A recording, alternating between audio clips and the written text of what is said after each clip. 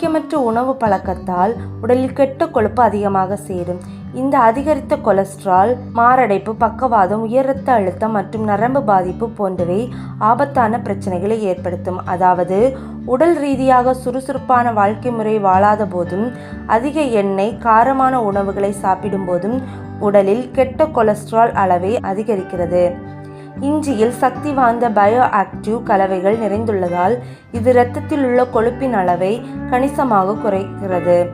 இஞ்சியை தினமும் நம் உணவில் சேர்த்து வந்தால் உடலில் உள்ள கெட்ட கொழுப்பை போக்குவதற்கு ஒரு நல்ல காரணியாக அமைகிறது.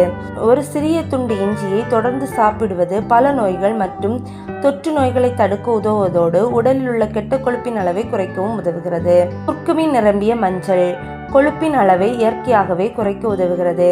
இது எல்டிஎல் கொழுப்பின் அளவை குறைக்கவும் இதய ஆரோக்கியத்தை மேம்படுத்தவும் உதவுகிறது. இதில் உள்ள கெட்ட கொழுப்பின் அளவை குறைக்க வெந்தயம் ஊற வைத்த தண்ணீரை குடிக்கலாம் அல்லது உணவுகளின் பல்வேறு வழிகளில் வெந்தயத்தை சேர்த்து கொள்ளலாம்.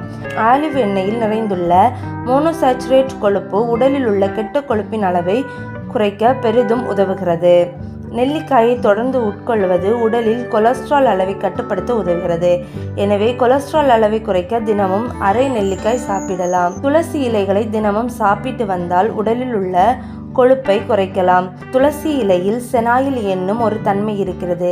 துளசி இலையை தினமும் சாப்பிட்டு வந்தால் உடலில் உள்ள கெட்ட கொழுப்பை குறைக்கலாம். அஸ்வகந்தா இரத்தத்தில் உள்ள அதிக கொழுப்பின் அளவை குறைப்பதில் திறம்பட செயல்படுகிறது. இது எல்டிஎல் கொழுப்பின் அளவை குறைக்கவும் இதய ஆரோக்கியத்தை மேம்படுத்தவும் உதவுகிறது.